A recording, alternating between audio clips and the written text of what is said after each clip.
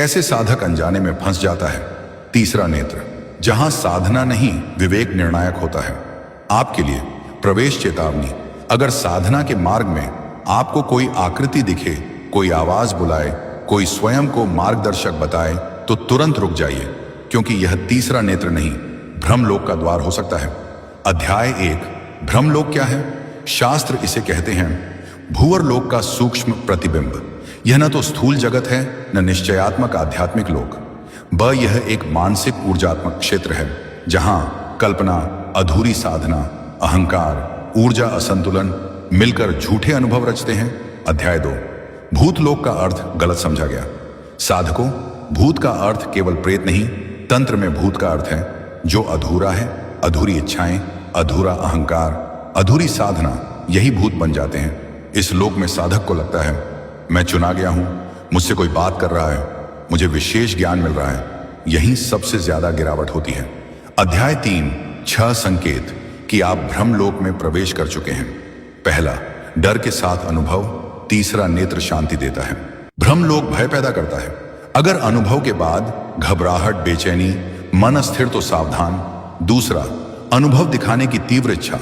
अगर भीतर से इच्छा हो मैं सबको बताऊं, तो समझिए अहंकार पुनः सक्रिय है। तीसरा, नींद में आकृतियां या संवाद, सपने और साधना अगर गड़बड़ाने लगे, यह संकेत है कि मन और ऊर्जा अलग नहीं रह गए। चौथा, गुरु विरोधी विचार। ब्रह्मलोक का सबसे बड़ा हथियार गुरु की जरूरत नहीं। जिस दिन यह विचार आए, समझिए खतरा निकट है। पांचवा, खुद को चुना हुआ समझना। तीसरा नेत्र विनम्र बनाता है। ब्रह्मलोक श्रेष्ठता का भ्रम देता है। छठा, जबरदस्ती ध्यान बढ़ाना। जितना अधिक दबाव, उतना अधिक भ्रम। साधना सहज नहीं रही तो रास्ता गलत है। अध्याय 4, क्यों भूतलोक साधक को नहीं छोड़ता? क्योंकि वह ऊर्जा देता है, अनुभव देता है, विशेष होने का सुख देता है। यह नशे जैसा है।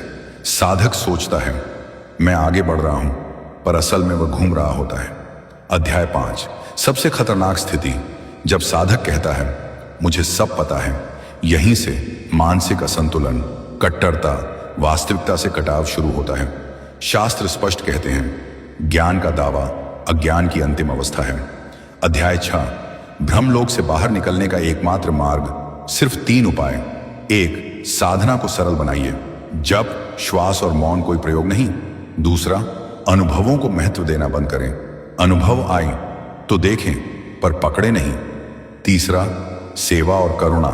जो सेवा में उतर गया वह ब्रह्मलोक में नहीं टिक सकता। सबसे बड़ा